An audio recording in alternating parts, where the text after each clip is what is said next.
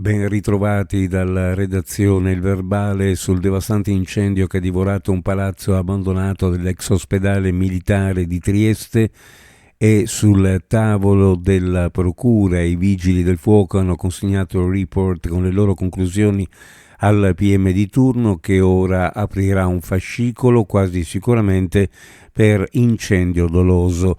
Malgrado il riservo mantenuto dagli inquirenti, la pista dolosa è la più probabile, considerando la portata del rogo. In altri termini, si presume che ignoti si siano introdotti di nascosto nella struttura fatiscente e abbiano appositamente appiccato le fiamme per poi dileguarsi. Litigano al bar per vecchie ruggini e uno dei due tira fuori un coltello. Attimi di paura in un bar di via Ponziana a Trieste, dove un diverbio tra giovani stranieri ha rischiato di sfociare in violenza. È stata la polizia chiamata da altre persone presenti a riportare la calma. Gli agenti hanno portato il giovane in questura. Lo straniero, privo di documenti, è stato fotosegnalato e al termine delle formalità di rito denunciato a piede libero per minaccia aggravata e porto abusivo di armi. 3 latitanti sono stati rintracciati e arrestati al confine della polizia di frontiera. Si tratta di 2 cittadini rumeni, uno di nazionalità serba, rispettivamente di 33, 39 e 25 anni di età, che sono stati individuati nel corso di controlli all'atto di fare ingresso in Italia. Tutti erano destinatari di un ordine di carcerazione e devono scontare pene dai 3 ai 6 anni per reati prevalentemente contro il patrimonio commessi nel nord Italia tra il 2014 e il 2019. Tutti e 3 sono stati trasferiti al carcere del Coroneo.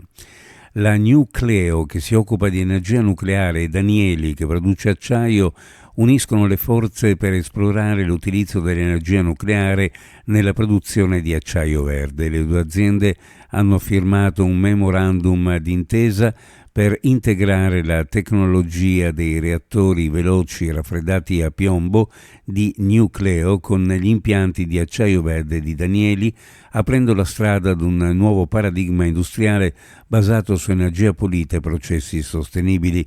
L'accordo mira a fornire elettricità e calore ad alta temperatura, elementi chiave per l'alimentazione degli impianti Danieli, riducendo la dipendenza dai combustibili fossili.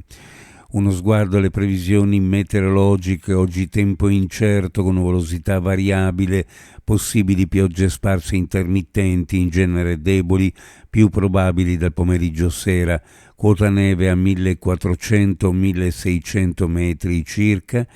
Al mattino possibili nebbie come del resto alla sera, specie in pianura. Temperature minime in pianura fra 5 e 8 gradi, sulla costa fra 8 e 10, le massime in pianura fra 13 e 15, sulla costa fra 11 e 14 gradi centigradi. Previsioni a cura di ARPA e FVG Meteo. Ed è tutto per il momento con l'informazione, grazie per averci seguito, a più tardi.